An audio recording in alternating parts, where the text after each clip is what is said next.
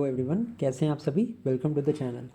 So today we are going to start our next chapter in the series of Polity through MCQ series, and these MCQs are solely based on the book M. Lakshmi Kant. Now our today's chapter is going to be Supreme Court, and the way of doing this chapter is पहले I will give you some of the explanation, important facts about the Supreme Court, and then straight away we will move to the questions. Now so, Supreme Court, we know, is the topmost tier in the judiciary of our country.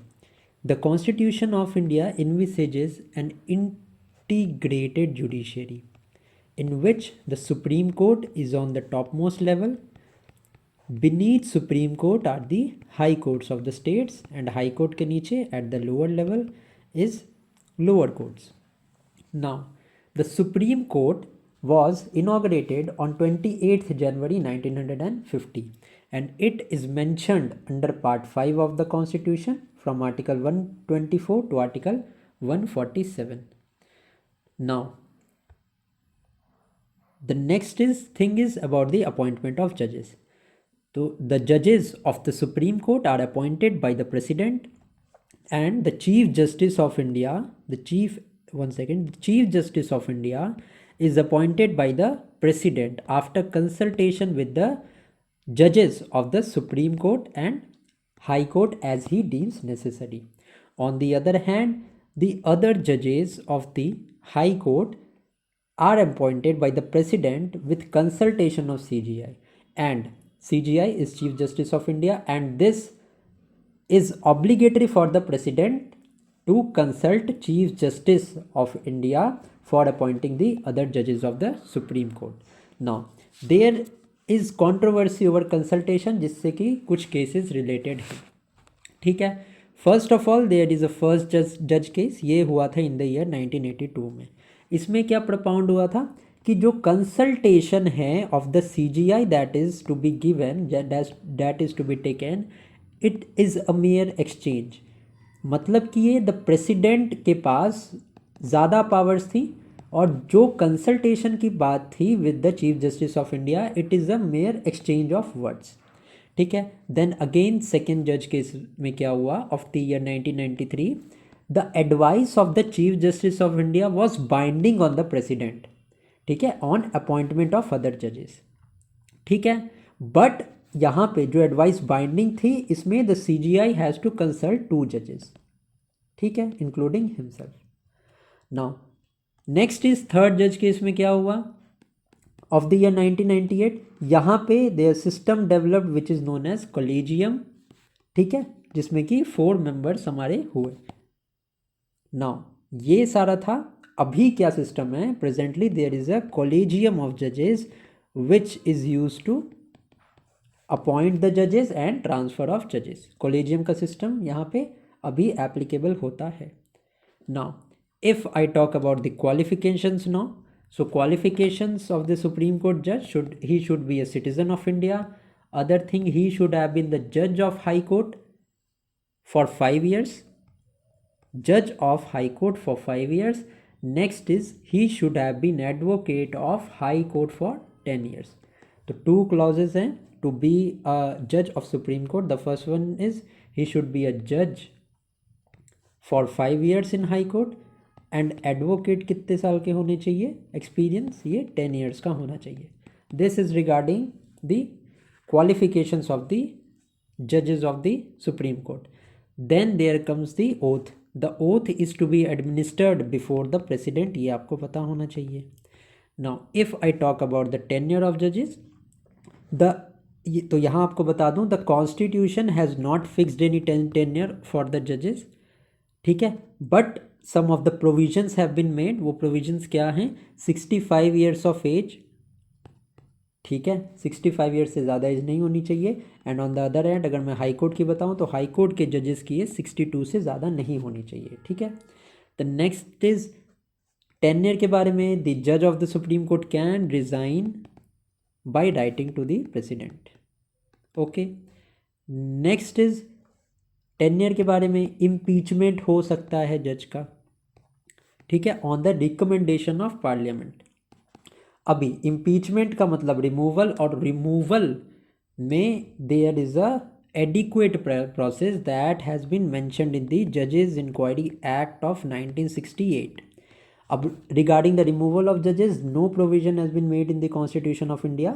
This is governed by the Judges Inquiry Act of 1968. So क्या process होता है मैं आपको बता देता हूँ briefly. सबसे पहले a removal motion is signed by 100 members. ठीक है, 100 members in case of Lok Sabha and 50 members in case of Rajya Sabha. And then this motion is given to the Rajya Sabha के chairman और Lok Sabha के speaker in the respective case. Second, when the speaker or the chairman admits the motion, दो option होते हैं उनके पास, he or she may admit और may reject the motion. Reject हो गया तो वहीं पे वो मोशन खत्म हो जाएगा अबाउट द इम्पीचमेंट, और अगर एक्सेप्ट हो गया देन आगे की तरफ वो प्रोसेस जाता है. So what is the next step then?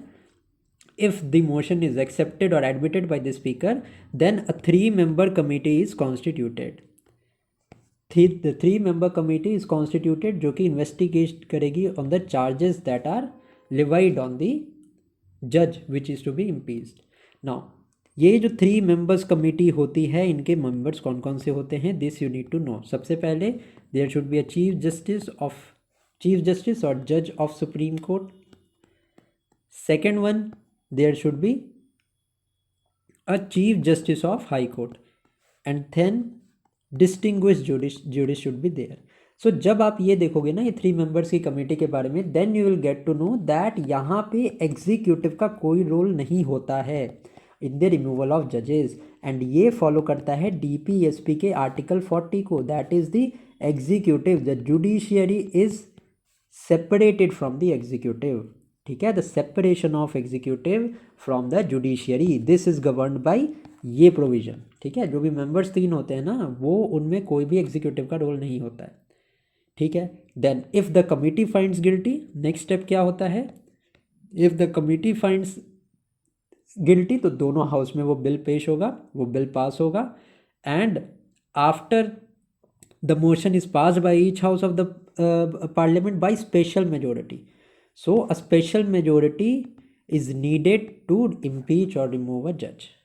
ठीक है, next important fact is no जज has been impeach so far. अभी तक किसी भी जज का इम्पीचमेंट नहीं हुआ है. ठीक है, फर्स्ट इंस्टेंस ऑफ इम्पीचमेंट की अगर मैं बात करूं तो एक बार मोशन जो है वो पास हुआ था but it was not accepted. ठीक है, अगेंस्ट जज V Ramaswami, justice V Ramaswami. तो ये बात रही यहाँ तक की. Now if I talk about the salaries, so the salary allowances privileges leave etcetera these are determined from the parliament time to time and these are charge on the consolidated fund of India. ये मैंने आपको पहले बताया है. ठीक है, now if I talk about now the acting chief justice. Now, the president can appoint an acting chief justice in 3 conditions. सबसे पहले when the office of chief justice of India is vacant. Second is when the chief justice of India is temporarily absent. And then third point क्या है? When the chief justice of India is unable to perform his duty. So the president can appoint an acting chief justice. Now what about ad hoc judges?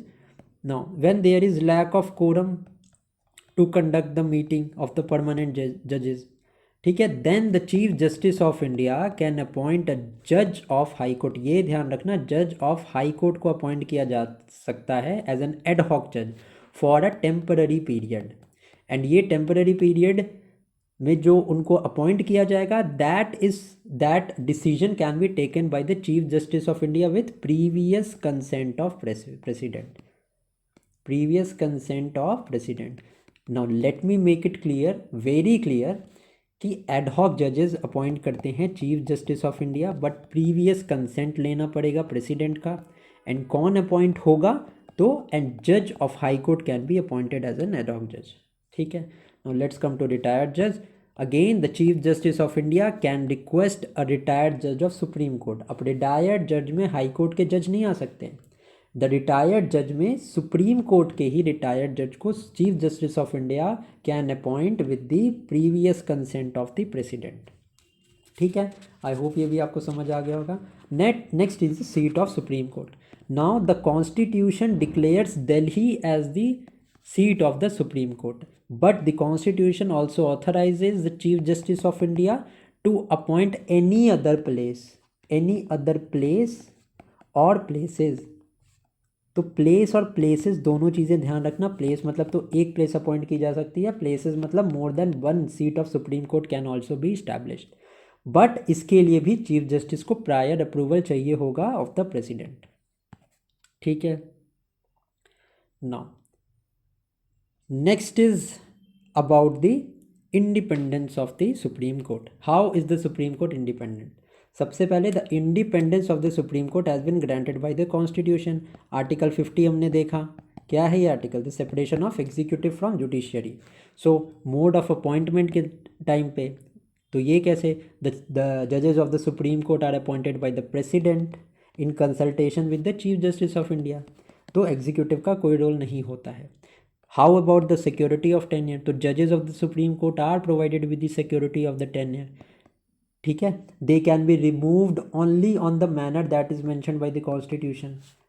Proved misbehaviour, incapacity, देखा था ना हमने जजेस inquiry act of 1968, उसके अंदर एक special motion pass होता है, देन ओनली द जजेस of the supreme court can be removed.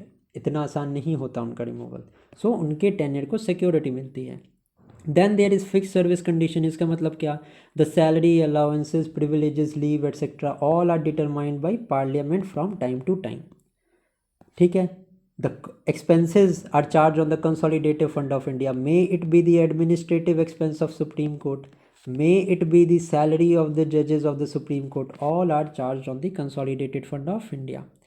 Also एक पॉइंट और इसमें होता है कि the chief justice of India और द जजेस of the supreme court are banned to practice after retirement. Then again there is contempt of court. Contempt of court अगर कोई करता है इसके लिए उसे चार्ज किया जा सकता है।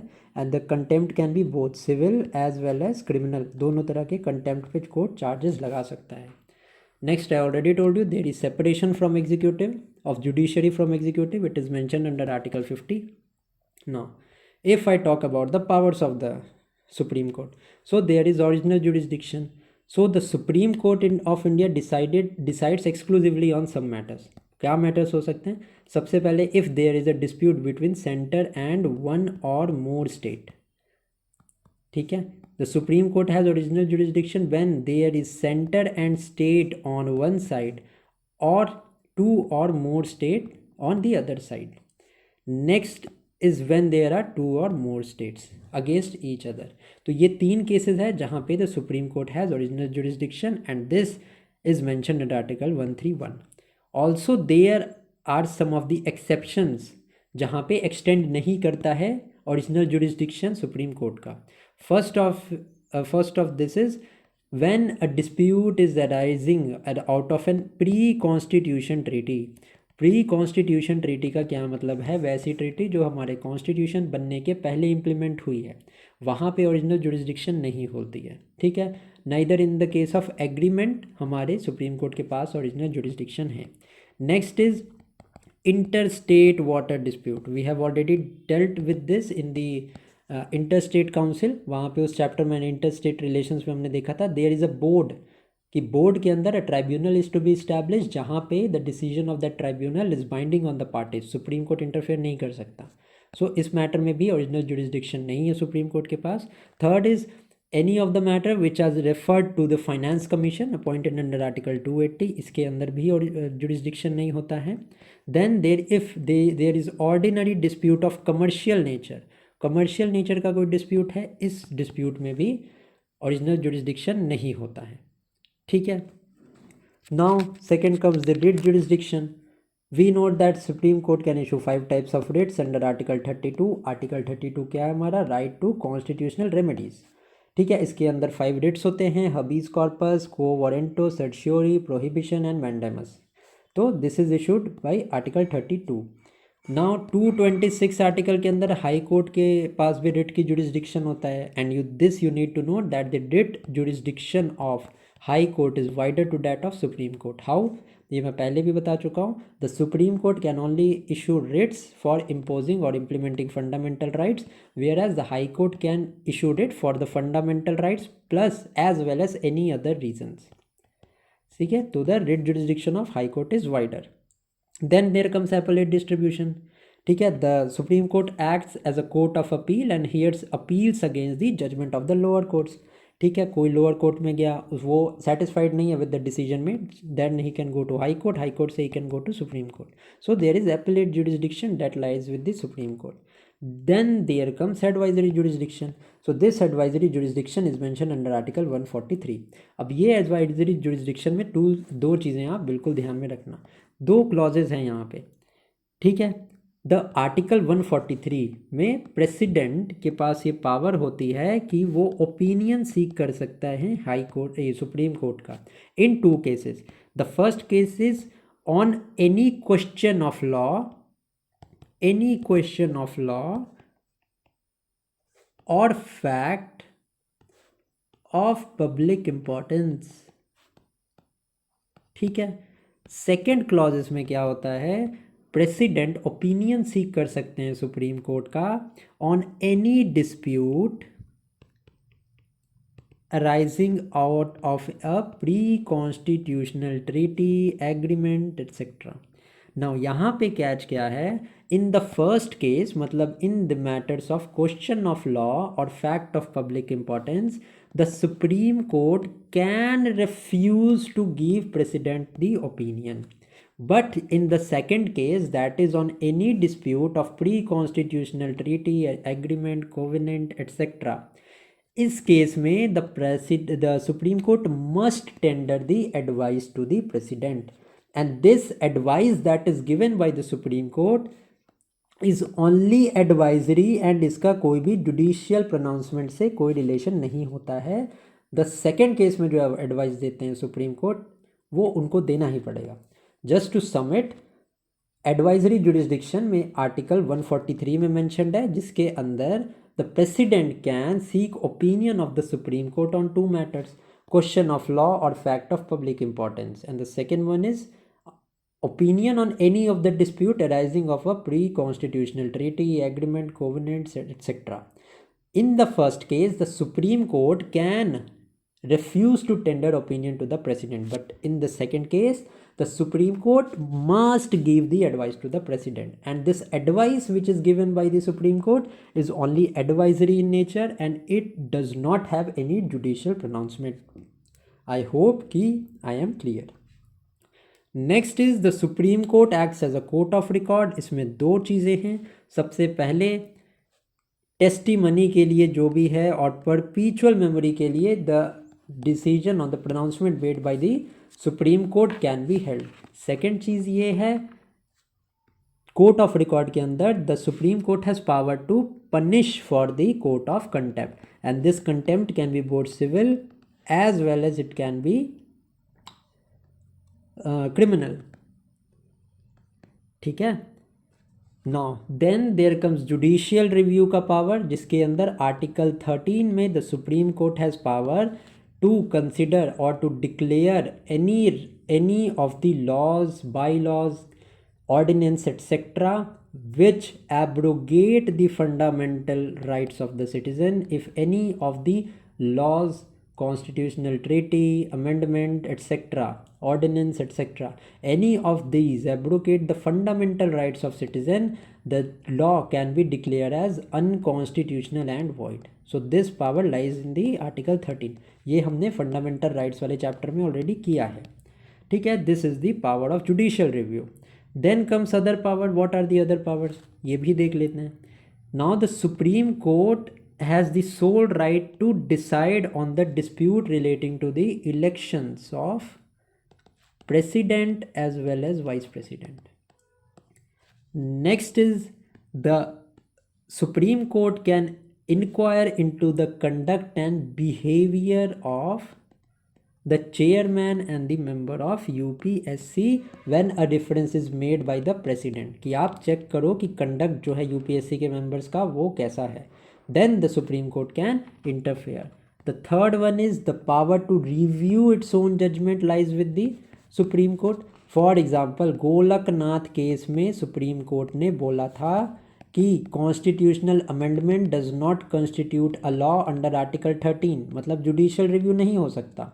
But in the Keshwanandan Bharti case of 1973, the Supreme Court admitted that उन्होंने अपना पिछला गोलकनाथ केस का डिसीजन रिवर्स कर दिया and the supreme court told that the constitutional amendment act also amounts to law under article 13। ठीक है, now also other powers में क्या है, अल्टीमेट इंटरप्रेटर ऑफ कॉन्स्टिट्यूशन है। ठीक है, कॉन्स्टिट्यूशनल बेंच जो है वो सेटअप होती है to decide on the matters related to constitution, जिसमें मिनिमम 5 मेंबर्स होते हैं। So these are all the powers regarding the supreme court. Now let us straight away move to the questions and then question से हम we will discuss the other things जो आपको ये chapter हम complete करते हैं। ठीक है, let's start the question now. Now the first question is, a retired Supreme Court judge cannot act as a judge of the Supreme Court even for a temporary period. Second statement is, a High Court judge may be appointed as an ad hoc judge of the Supreme Court for a temporary period. तो अभी explanation part में I already told you, a retired judge can act as the judge of the Supreme Court when the Chief Justice of India appeals, but this appeal के पहले prior permission लेनी पड़ती है president की। So the first statement is absolutely incorrect. Next is, a high court जज may be appointed as the add hoc जज। जब मैं एड हॉक जज के बारे में आपको बता रहा था तो आई ऑलरेडी टोल्ड यू कि the chief justice of India can appoint an ad hoc जज with prior consent of the president. Prior consent होना चाहिए प्रेसिडेंट का। ठीक है, एंड ये एड हॉक जज कब अपॉइंट होते हैं, when there is lack of quorum. ठीक है, रिटायर्ड जज जो हैं, रिटायर्ड जज के केस में सिर्फ सुप्रीम कोर्ट के जज अपॉइंट्स हो सकते हैं। एड हॉक जज के केस में हाई कोर्ट का जज होने चाहिए। ठीक है, सो विद दिस हमारा क्लियर हो गया, आंसर इज ओनली 2। ठीक है, अगर आपने एक्सप्लेनेशन पार्ट देखा होगा ना तो आपको ये क्वेश्चंस बहुत ईजी लगने वाले हैं। Now let's start with question number 2। Question number 2 क्या है हमारा, The Supreme Court has original jurisdiction in any dispute between the Government of India or more states। ठीक है, ओरिजिनल जुरिस्डिक्शन मैंने बताया आपको पहले कि mentioned in article 131 of the constitution. 3 cases में ओरिजिनल जुरिस्डिक्शन होती है, पहला तो हमारा यहाँ मेंशन्ड है। Next is, the supreme court of India has original jurisdiction in any dispute between the government of India and any state or states on one side and one or more states in other side. Absolutely correct है, ये भी मैंने आपको बताया है। ठीक है, the supreme court has original jurisdiction in any dispute between the government of India and any corporation. आप मुझे बताओ, गवर्नमेंट ऑफ इंडिया हमने देखा था एंड स्टेट्स देखा था, कॉरपोरेशन की बात या इंडिविजुअल की बात मैंने कहाँ बताई आपको, this is nowhere mentioned. ठीक है, लंबा चौड़ा स्टेटमेंट है बट यहाँ से एक वर्ड पिक किया आपने, कॉरपोरेशन, इंडिविजुअल, भैया इसकी तो बात ही नहीं की गई है। ओरिजिनल जुरिस्डिक्शन में किन की बात की गई है, centre versus states, centre plus states versus other states, plus state versus state. अभी देखना नेक्स्ट ऑप्शन उसी का होगा, the supreme court has original jurisdiction in dispute between 2 or more states. ठीक है, तो क्लियर हो गया, 3 मैटर में जुरिस्डिक्शन होती है, ओरिजिनल जुरिस्डिक्शन होती है अंडर आर्टिकल 131। कॉर्पोरेशन या इंडिविजुअल की कोई बात नहीं की गई है। We will straight away eliminate statement number 3। Statement number 3 को हमने एलिमिनेट कर दिया। फर्स्ट तो हमारा सही था, 4 भी सही था, तो आंसर क्या हो गया हमारा, बी आंसर हो गया। ठीक है, B option is the right answer. Now let us move to the next question. In which of the following cases the supreme court of India has power to decide. ठीक है, अब इसको start करने से पहले मैं बता दूं, मैंने आपको नॉट एक्सटेंड वाली भी बात बताई थी, कहाँ कहाँ एक्सटेंड नहीं होती है ओरिजिनल जुरिस्डिक्शन। सबसे पहला तो any of the dispute arising of a pre constitutional treaty agreement. Second मैंने बताया था inter state water dispute. Third मैंने बताया था the matters which as refer to the finance commission. ठीक है, ordinary dispute of commercial nature between centre and states, तो यहाँ पे एक्सटेंड नहीं होती है। अभी थोड़ी देर पहले ही बताया था बट मैंने आपको रिवाइज करवा दिया। Now let's move to question number 3। 3 हमारा क्या है, in which of the following categories of cases the supreme court of India has power to decide a reference made by a president on a question or fact or law। अब मैंने जो यहाँ पे आपको बताया था ये डायरेक्टली पिक किया गया है एडवाइजरी जुरिस्डिक्शन से, मैं इसके बारे में आपको बाद में बताता हूँ। सेकेंड स्टेटमेंट हम पढ़ते हैं, अ case involving interpretation of the constitution, yes it is a power of the supreme court. that the Supreme Court is the ultimate interpreter of the Constitution. बिल्कुल सही है ये, सुप्रीम कोर्ट के पास पावर है डिसाइड करने की. Next is a case involving a substantial question of law of general importance. Obviously इसके अंदर भी पावर है. Next is a case where constitutionality of any law has been challenge. बिल्कुल इसके अंदर भी पावर है.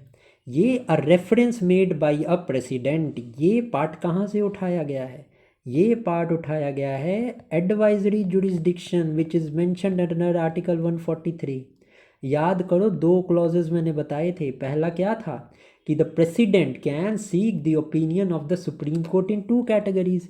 फर्स्ट कैटेगरी क्या है हमारी? Any question of law or fact of public importance. पहला स्टेटमेंट तो हमारा ये था. सेकंड क्या था कि any dispute arising of a pre constitutional treaty, agreement, covenant, engagements etcetera. फिर मैंने आपको क्या बताया था कि वेयर फर्स्ट केस में दैट इज लॉ और मैटर ऑफ पब्लिक इंपॉर्टेंस में एससी सुप्रीम कोर्ट में refuse to give advice, but in second case it the supreme court must give the advice. So power to decide article 143 में नहीं है. It is the advisory jurisdiction of the supreme court, not a power.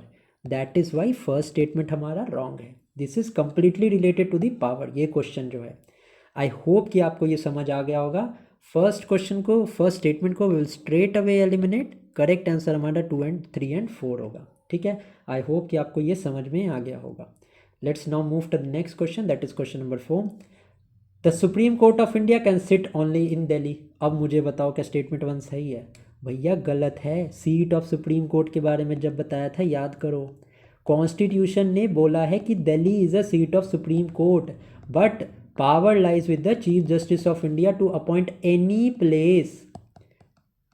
Any place का मतलब एक place, and places मतलब more than one places can also be assigned as a seat of supreme court by the Chief Justice of India, but the prior consent of President is needed. Explanation part में already बता दिया, इसीलिए direct question पे आओगे ना, हो सकता है परप्लेक्स हो जाओ. तो एक्सप्लेनेशन पार्ट देख लेना, 1.5x पे ही कर लेना. आई नो कि थोड़ा सा मैं स्पीड बोलता हूँ, थोड़ा सा मेरा एक्सप्लेनेशन का पार्ट स्पीड है. 1.5x में देख लेना, 12 मिनट में सुप्रीम कोर्ट सारा रिवाइज हो जाएगा. देन अटेम्प्ट करो क्वेश्चन को, देखो कितना ईजिली तुम आप कर सकते हो. ठीक है, फर्स्ट स्टेटमेंट हमारा ऑलरेडी रॉन्ग है. Next is the Supreme Court of India can sit in places other than Delhi which the Chief Justice of India may appoint with the approval of President. I already told you, correct statement है.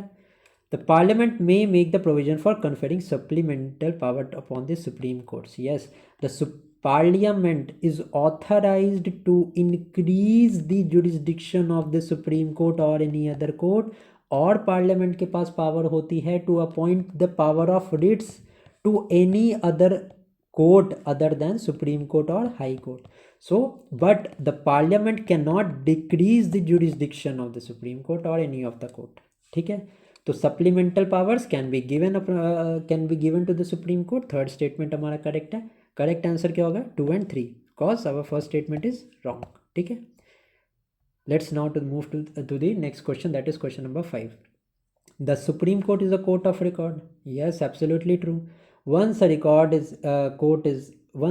court is made a court of record, its power to punish its contempt necessarily follows from that position. अब मुझे बताओ, the court of record is mentioned under article 129 of the constitution, जिसमें मैंने दो powers बताई थी. पहली पावर क्या थी कि all the judgement and proceedings have a perpetual memory and testimony के लिए उसे यूज़ किया जा सकता है. सेकेंड पावर क्या थी under court of record? The power of the supreme court to punish for the contempt of the court. ठीक है, and this contempt can be civil और क्रिमिनल, दोनों टाइप का कंटेम्प्ट हो सकता है. सो हमारा एजर्शन भी सही है, रीज़न सही है, बट क्या reason is basis for the assertion? No, B हमारा करेक्ट आंसर है. ठीक है, नेक्स्ट क्वेश्चन देखते हैं. This is question number 6. In the appointment of the judges of the Supreme Court, the recommendation of the collegium consists of the Chief Justice of India and 4 senior judges of the Supreme Court is binding on the President because. अब मुझे बताओ collegium system के बारे में कब बताया था मैंने? थर्ड जज केस में बताया था, एक्सप्लेनेशन पार्ट में देखो. ठीक है, अब it is binding on the president. Why it is binding? तो चलो देखते हैं. It is provided in the constitution. अरे भाई, थर्ड जज केस तो बाद में आया, it is a judicial pronouncement. Collegium system कहाँ से आ गया कॉन्स्टिट्यूशन में? एब्सोल्युटली इनकरेक्ट है। It has been an consistent practice for a long time, बिल्कुल प्रैक्टिस वाली तो कोई बात ही नहीं है। It has been laid down by parliament, parliament का तो कोई रोल ही नहीं है जुडिशियरी में डायरेक्टली। पार्लियामेंट के पास तो बस इतनी पावर है कि इम्पीचमेंट हो जजेस का, उसमें उसका रोल होता है। एंड देन पार्लियामेंट का जो सेकंड रोल होता है that is to increase the power of the supreme court और द जुडिशरी। पावर तो फिर भी डिक्रीज नहीं कर सकती है। जुडिशरी में तो डायरेक्ट इन्वॉल्वमेंट है ही नहीं पार्लियामेंट का, क्योंकि the constitution under article 50 envisages a separation of judiciary from the executive. Next, it has been laid down by the supreme court. Yes, 3 जज केस को मैंने बता दिया आपको। ये this is a judicial pronouncement that is made by the supreme court. थोड़ा सा ये क्वेश्चन डिफरेंट नेचर का था, बट आई थिंक कि आपको ये समझ आ गया होगा। ठीक है, नेक्स्ट इज क्वेश्चन नंबर 7 क्या है? विच one of the following regarding the exercise of judicial review is not correct. Judicial review का मैटर कहाँ पता हमें दिया हुआ है? This is mentioned under article 13 of the constitution. ठीक है, तो क्या है, चलो देखते हैं। A case must be brought before the supreme court regarding the validity of the case, absolutely correct है। यूनानिमस ओपिनियन ऑफ ऑल जजेस is necessary for declaring a law null and void. क्या एब्सर्ड स्टेटमेंट है। अगर majority of the जज agree कर रहे हैं, मान लो 5 जजेस हैं एंड 4:1 से किसी ने ये बोला कि भाई ये लॉ अनकॉन्स्टिट्यूशनल है, या 3:2 से बोला, तो वो the law can be declare null and void. Constitutional bench बैठती है ना 5 जजेस के केस में, मतलब 5 जज होते हैं, तो 3:2 से कोई अग्री कर गया तो यूनानिमस मतलब 5:0 की तो वो चाहिए ही नहीं। ठीक है, यूनानिमस ओपिनियन ऑफ ऑल जजेस is necessary, no it is not. If the majority of the जजेस एग्री दैट कि द लॉ इज़ वॉइड और द लॉ इज़ अनकॉन्स्टिट्यूशनल तो डिक्लेयर किया जा सकता है। ठीक है, बी हमारा इनकरेक्ट स्टेटमेंट है। बाकी के स्टेटमेंट भी देख लेते हैं। The legislative enactment and executive order may be struck down by the supreme court. Yes, article 13 the power of judicial review. Next is the power is implicit in provision under article 13, ये तो पता ही आपको। Next is question number 8। Article 141 of the Constitution lays down that the law declared by the Supreme Court shall be binding on all courts within the territory of India. Therefore, the Supreme Court is bound by its earlier decision. No, bound नहीं होता है. The Supreme Court can review its earlier judgment. Explanation के part में I have already told you about the Golaknath case में कैसे decision reverse किया था Keshavanandan Bharati case में। It is not bound by decision and may reverse a previous decision, ये मैंने example के साथ आपको बताया है। B is the correct answer. Next है हमारा question number 9। Which one of the following is directly related to appellate jurisdiction of the supreme court. So appellate jurisdiction 3 matters में मिलती है, वो क्या है? कॉन्स्टिट्यूशनल मैटर्स हैं, second one is civil matters and the third one is criminal matters.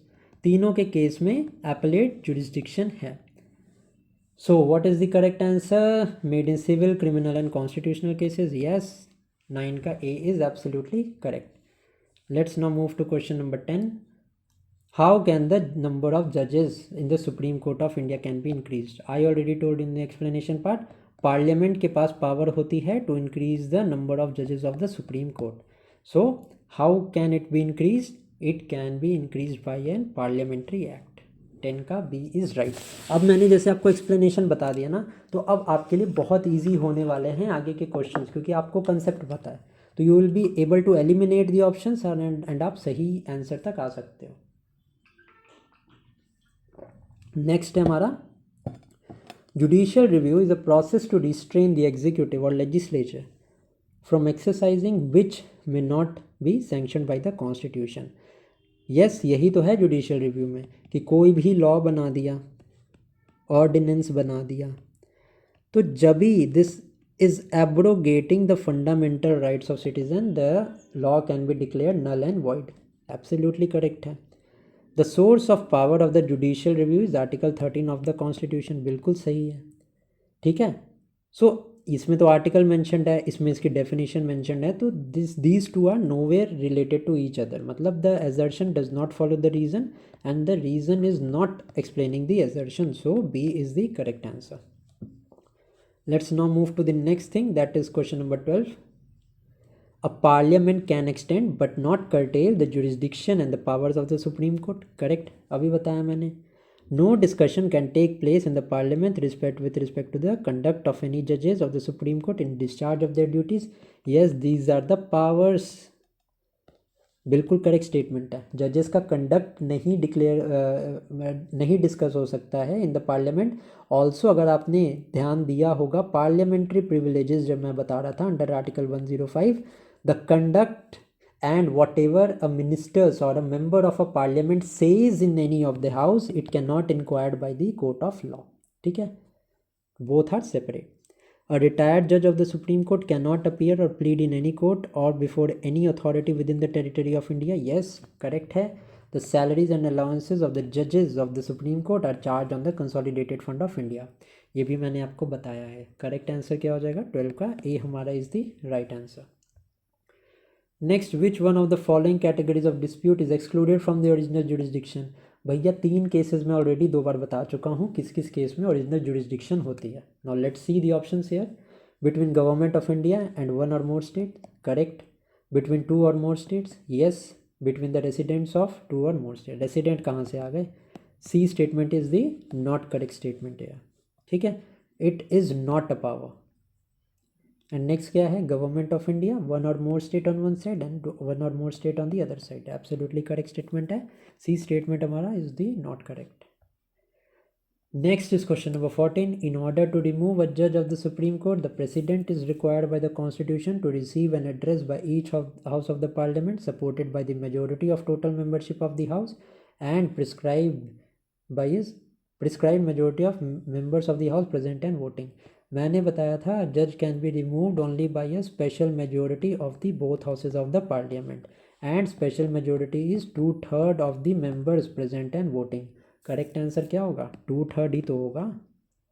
ठीक है, C हमारा राइट आंसर है.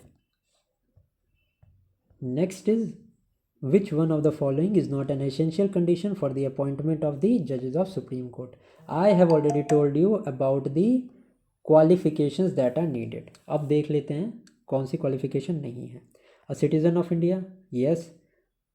एटलीस्ट 5 ईयर्स बताया था. जज होने चाहिए हाई कोर्ट के. एब्सोल्युटली करेक्ट है. और क्या बताया था, एडवोकेट होने चाहिए. एडवोकेट होने चाहिए of A high court for 10 years. Yes, ये भी है. तो गलत क्या हुआ, मस्ट हैव कंप्लीटेड 35. 3 क्लॉज मैंने बताए थे, क्या 35 ईयर्स वाला कोई क्लॉज था, नहीं था ना. तो ये कैसे हो सकता है, is an essential condition. C हमारा is the incorrect statement. Now the rules for regulating the practice and procedure of the supreme court of India are made by. ठीक है, अब जितने भी हमने चीज़ें देखी, फॉर एग्जांपल रिटायर्ड जज को अपॉइंट करना, एड हॉक जज को अपॉइंट करना, सब का सब कौन से ऑफिसर कर रहे हैं, हमारे चीफ जस्टिस ऑफ इंडिया कर रहे हैं. बट क्या वो उनकी अपनी डिस्क्रिप्शन से कर रहे हैं, नो. प्रायर कंसेंट हर चीज़ में चाहिए ऑफ द प्रेसिडेंट. ठीक है, तो अब मुझे बताओ रूल्स रिगार्डिंग द प्रैक्टिस. सबसे लॉजिकल आंसर बताना मुझे इसमें, क्या प्रेसिडेंट के पास सोल पावर हो सकती है, नहीं. क्योंकि प्रेसिडेंट जब खुद जजेस को अदर जजेस को अपॉइंट कर रहा है तो it is necessary for the president to consult the chief justice of India. ठीक है, तो supreme court with approval of the president. अब मुझे ये बताओ करेक्ट है कि नहीं है. बिल्कुल है. Supreme court chief justice of India fix कर रहे हैं with the prior approval of president. ऐसे ही तो हर केस में हो रहा है. सुप्रीम कोर्ट अलोन कर सकता है, नहीं कर सकता. कंसल्टेशन विद बार काउंसिल किधर से आ गया. करेक्ट आंसर हमारा बी है. Next is question number 17. The rule making power of supreme court is not subject to any law made by the parliament. क्यों नहीं भाई, पार्लियामेंट कोई भी लॉ बनाएगी उसके अंदर सुप्रीम कोर्ट को पावर है under article 13 to declare it null and void. ठीक है, only an impartial and independent judiciary can protect the right of individual without fear and favour. बिल्कुल जेनेरिक स्टेटमेंट है. फर्स्ट हमारा इनकरेक्ट है, reason हमारा correct है. D is the right answer. Next is question number 18. When the Chief Justice of India is appointed by the President, he is required to consult the council of minister, कहाँ से आ गया council of minister, incorrect. Prime minister, law minister, गलत। सच ministers, cabinet, कहाँ से आ गया। Such जजेस of supreme court and high court as is deems necessary, बिल्कुल करेक्ट है, बताया अभी मैंने एक्सप्लेनेशन पार्ट में। तो अगर आप एक्सप्लेनेशन पार्ट देखोगे ना तो आपको मोर और लेस मोस्ट ऑफ द जो भी फैक्ट्स है ना अबाउट द कंसेप्ट ये सारे क्लियर हो जाएंगे। Next is not correct statement हमें बताना है। अ रिटायर्ड जज of supreme court is prohibited from appearing and pleading in any court, yes ये स्टेटमेंट हमने पहले भी देखा, एब्सोल्युटली करेक्ट स्टेटमेंट है।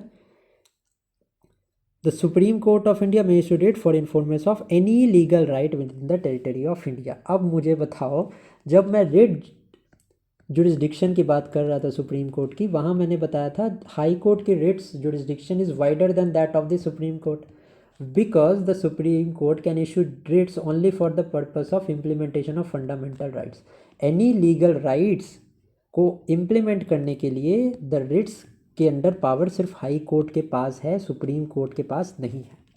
स्टेटमेंट अगर मेरी स्टेटमेंट अगर आपने पूरी वीडियो ध्यान से देखी है ना, क्रिस्टल क्लियर हो जाएंगे आपको सारे कंसेप्ट। बी हमारा नॉट करेक्ट स्टेटमेंट है। Supreme court has a power to punish a person for contempt, correct है। सैलरी ऑफ जजेस of supreme court not subject to vote, why it is not subject to vote, क्योंकि मैंने parliament chapter में बताया था the salary of the judges of the Supreme Court, the administrative expenses of the Supreme Court and the pension for the Supreme Court, judges of the Supreme Court is charged on the consolidated fund of India and it is not subject to vote। ठीक है, sequence में series देखी होगी तो बहुत फ़ायदा होगा, I can assure you this. ठीक है, बी हमारे यहाँ पे करेक्ट आंसर है, नॉट करेक्ट स्टेटमेंट है। Next is question number 20। तो क्या है क्वेश्चन हमारा, consider the following statement regarding the advisory jurisdiction of the supreme court. Article 143 आ गया यहाँ पे, अच्छे से एक्सप्लेन किया है ये क्वेश्चन, गलत मत करना। ठीक है, let's read the statement. The reference for advice made by the supreme court on the question of fact और law by the president, correct है। The dispute arising of a pre-constitutional treaties and agreements excluded from the original jurisdiction of the Supreme Court may also be referred to it, absolutely, ये हमारा first clause था। The advice given by the Supreme Court is binding। अब मैंने आपको बताया था advice एक तो गवर्नमेंट को नहीं दी जाती, प्रेसिडेंट को दी जाती है, वो भी सेकेंड क्लॉज में दी जाती है, and it is advisory in nature. तो बाइंडिंग कहाँ से आ गई, थर्ड स्टेटमेंट को कर दो एलिमिनेट। ठीक है, हमें बताया फर्स्ट भी स्टेटमेंट सही है, सेकंड भी स्टेटमेंट है। Now let's read the last statement, या तो ए आंसर होगा या सी आंसर होगा। One of the cases refer to the supreme Court for its advice was constitutionality of the Kerala education bill. This is a factual question but it is a correct option, so A हमारा correct option है। कहीं notes अगर बनाया है तो just note down this. ठीक है, let's now move to the next question. Question number 21 क्या है हमारा, appellate jurisdiction of supreme Court appeals in appeals from high court in regard to civil matters pertains only to a substantial question of law. ठीक है, A is the correct answer. Next is the supreme court of India is different from its counterpart in US. कैसे different है supreme court of India, अब यहाँ पे दोनों supreme court of India and supreme court of America दोनों के बीच में मैं आपको डिफरेंस बता देता हूँ, then we will solve this question. ठीक है, if I talk about the appellate plus advisory jurisdiction of the Indian supreme court जो है it is wider than that of the American supreme court. ठीक है, for example simple सी बात समझो, जो original jurisdiction है इंडिया में 3 मैटर्स पे होती है, बट ये original jurisdiction is wider in USA. And इसके अलावा जो अदर जुरिस्डिक्शन है, अदर 2 जुरिस्डिक्शन है, that is appellate as well as advisory jurisdiction, ये हमारे इंडियन सुप्रीम कोर्ट की वाइडर है as compare to the American high supreme court. ठीक है, now the supreme court of India is different from its counterpart in US. How, role of guardian, दोनों के दोनों का काम क्या है, अल्टीमेट इंटरप्रेटर ऑफ द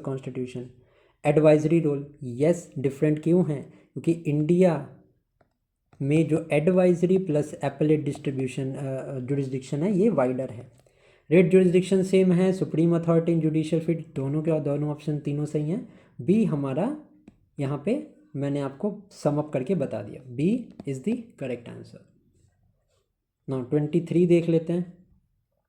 23 हमारा क्या है, वी हैव टू मैच। सबसे पहले आप वीडियो को पॉज करें and then just try this question.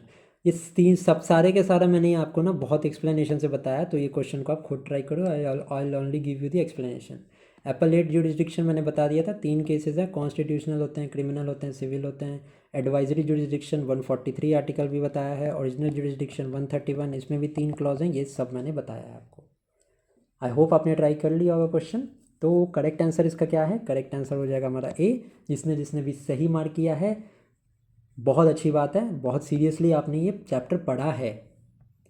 Now let's move to the next question. Law declared by the supreme Court shall be binding on all courts within the territory of India. 141 article आ गया हमारा यहाँ पे, जो ये declare करता है the law declared by Supreme Court shall be binding on all courts within the country.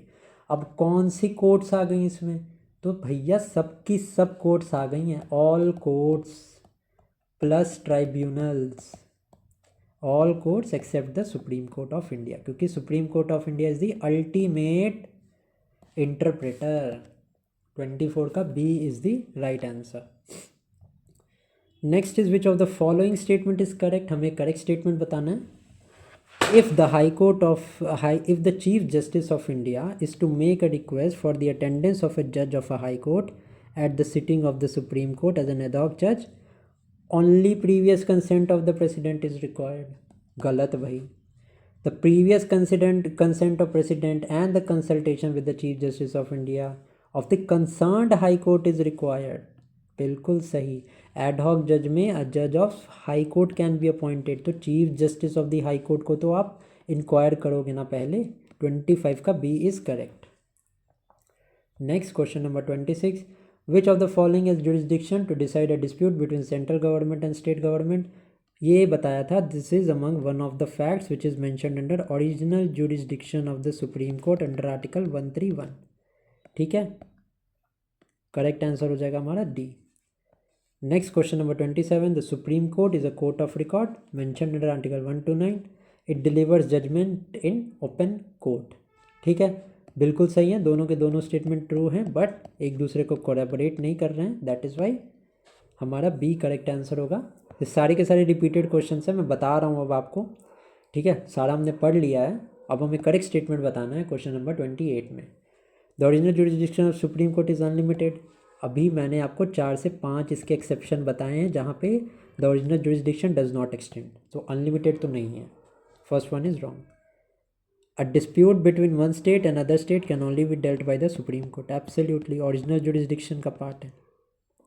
The supreme court must admit appeal from any judgment, बिल्कुल गलत।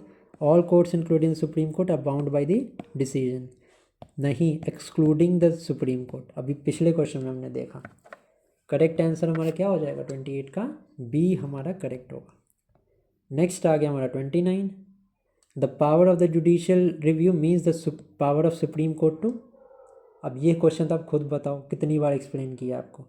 Set aside executive decision against statutory law, कितना specific है।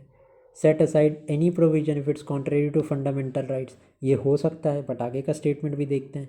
Examine the constitutional validity of any administrative action as well as legislative provision and strike down if not found in according with the constitutional provision, absolutely correct. इसका expanse देखो कितना vast है, इसमें constitutional validity की बात हो गई, administrative action की बात हो गई, लेजिस्लेटिव प्रोविजन की बात हो गई। ठीक है, सी हमारा करेक्ट है। Now which of the following correct chronological sequence of the following advisory opinions, हमें बताना है कैसे कैसे एडवाइजरी ओपिनियन सुप्रीम कोर्ट ने दिया था। So this is a factual question, इतना ज़्यादा इंपॉर्टेंट नहीं है, बट क्रोनोलॉजी याद रखना। पहले दिल्ली बेरूबारी यूनियन केस 1980 में आया, then C custom and then special courts bill, ये 2000s का केस है, तो ये हमारा एक करेक्ट क्रोनोलॉजी यहाँ पे है। Next is the jurisdiction of supreme court of India में बी इनलार्ज बाई, कितनी बार बताया, it by a parliament, parliament by a law, parliament एक लॉ पास करेगा। What age is prescribed for a person to qualify for appointment of the judges of the Supreme Court? अब ये थोड़ा सा tricky question है। क्यों? क्योंकि कॉन्स्टिट्यूशन में कुछ ऐसा डेट नहीं लिखा है, बट मैक्सिमम एज 65 ईयर्स लिखी है, मिनिमम की तो कोई प्रिस्क्रिप्शन ही नहीं है। So no age is prescribed, ठीक है। क्वालिफिकेशंस में ऐसा कुछ भी मेंशन नहीं है। डी हमारा करेक्ट आंसर है। Next is question number 33। 33 में क्या है? The Supreme Court of India is bound by its own judgment. No, it is not. It can reverse its judgment. पहले ही हमारा assertion ही incorrect है। The highest court binds all subordinate courts by its own judgment. Yes, under Article 141. A हमारा false है, R हमारा absolutely true है। I hope कि आप ज़्यादा से ज़्यादा लोग सही कर रहे होंगे इस क्वेश्चन को। Judicial review in India is based upon what? It is based upon the procedure established by law. And this is an American thing, American derivation, ठीक है। ये चीज़ मैं सारा बता चुका हूँ प्रीवियस चैप्टर्स में अबाउट द डेफिनेशन एंड सारा चीज़। तो judicial review is based on the procedure establish by law. Next is the dispute between states come under the, किसके अंदर आता है? Original jurisdiction, article 131। बी हमारा करेक्ट आंसर है। Next is The Supreme Court's power to issue writs is narrower than that of a High Court. Correct statement है। Next क्या है? The citizen is free to approach High Court or Supreme Court as he chooses whenever his fundamental rights are violated. बताया मैंने, high court fundamental rights के लिए भी Ritz issue कर सकते हैं and any other matter. Supreme court only fundamental rights के लिए रिट इशू कर सकते हैं, ठीक है। सो फंडामेंटल राइट इफ अगर एब्रोगेट हुआ है तो citizen is free to go इधर सुप्रीम कोर्ट और high court. The law declared by Supreme Court is binding on all courts throughout the country. Correct, article 141 में दिया है। सो सारे के सारे स्टेटमेंट हमारे सही हैं। Next and the final question is which of the following statement regarding the Supreme Court of India is correct? It has power to entertain appeal from any court or tribunal within India. Correct है। It has power to deliver advisory opinion on any question or fact of law referred to it by President. Correct. The salaries of the judges of the Supreme Court are subject to vote. Subject to vote का क्या मतलब है? मतलब कि वो charge expenditure नहीं है। These are not charged upon the consolidated fund of India. But we know the salaries of the judges and the pension of the judges of the Supreme Court is charged on the consolidated fund. So subject to vote तो नहीं है। Third हम statement straight away eliminate कर देंगे। It's जुडिसडिक्शन is binding court, हमारा 2 first भी सही है, 2 भी सही है, 4 भी सही है। सो डी हमारा करेक्ट आंसर हो जाएगा। So with this we have finally finished our chapter on supreme court. Please comment section में मुझे बताना कैसी वीडियो लगी आपको, ठीक है। Thank you for watching.